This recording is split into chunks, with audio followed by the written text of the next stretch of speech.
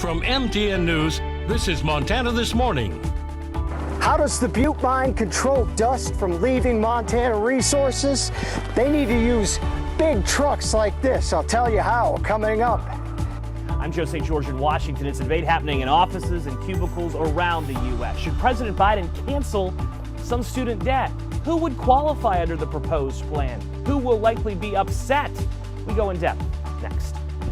I'm Asher Lind. Coming up, I'll give you an update on the Chippewa Cree's buffalo herd and their plans for it moving forward.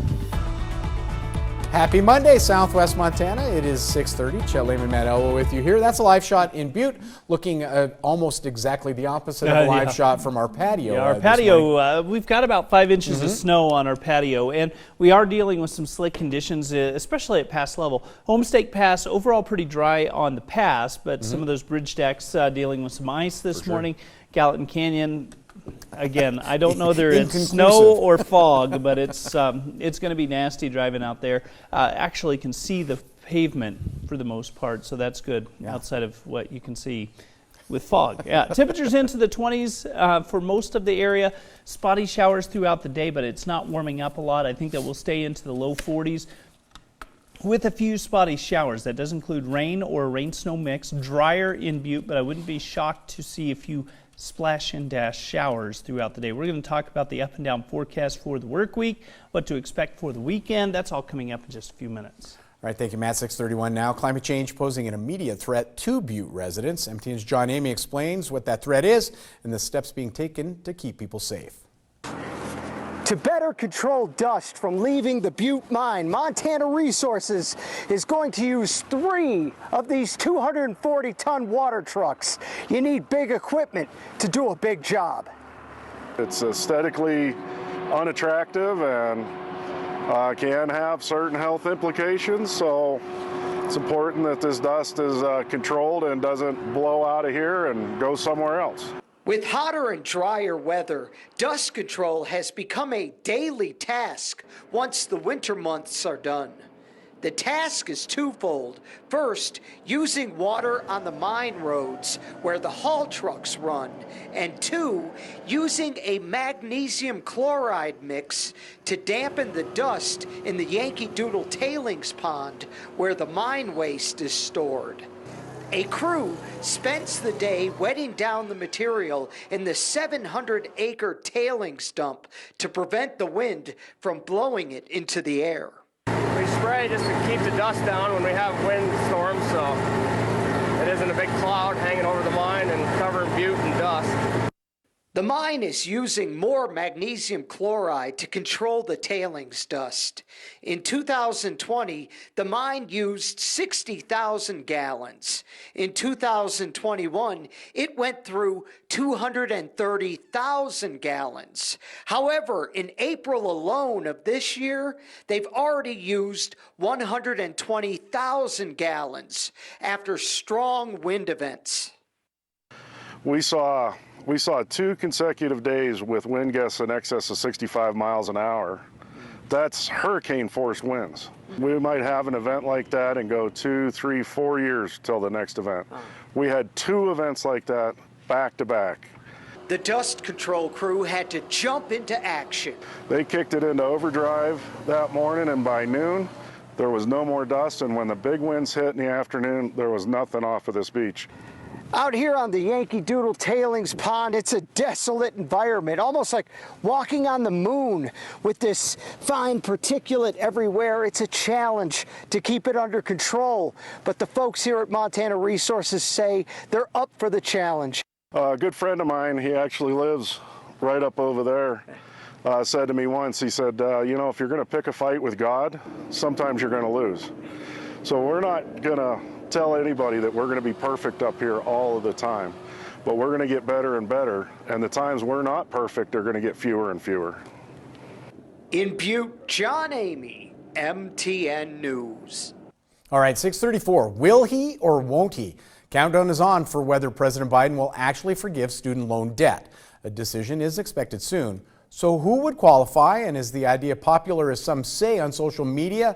It will be. Our Joe St. George following the latest from Washington.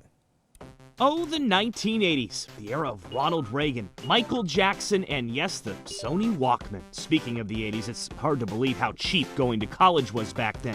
In 1988, if we adjust for inflation, the average yearly cost of tuition at a public college was around $3,100. Last year, it was over 10 grand. Private universities are close to 4 times more. No wonder the typical college debt in this country among borrowers is around $30,000, which brings us to a popular debate happening in offices and cubicles around this country. Should President Biden cancel some of it? I am considering dealing with some debt reduction. The president is currently, after years of saying he would never forgive debt with an executive order, seriously considering some cancellation. According to the White House, the exact amount of forgiveness being considered is unclear. The currently talked about plan includes forgiveness applying to those making $125,000 a year, although that number may change. The president said he's expected to announce his decision in a few weeks. Here in Washington, a lot of progressives say debt forgiveness will be popular and that it will help a lot of people. While that is true, it's also true that a lot of people will not benefit from the policy and that plenty of uncertainty will exist if it happens. According to data from the Federal Reserve, if 10 people are in a room, 4 will have gone to college. That means 6 never got a degree. How will they feel about this use of taxpayer resources? Not to mention, a recent survey found 47% of Americans who had student debt at one point had completely paid off their loans.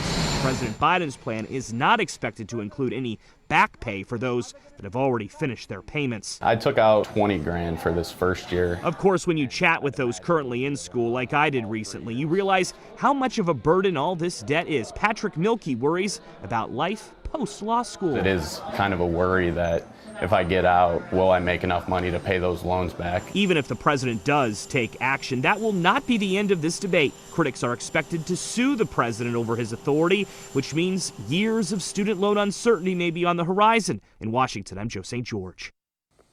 In other news this morning, every one of us has felt the pinch of inflation at the store, but some are feeling it even more than the rest of us.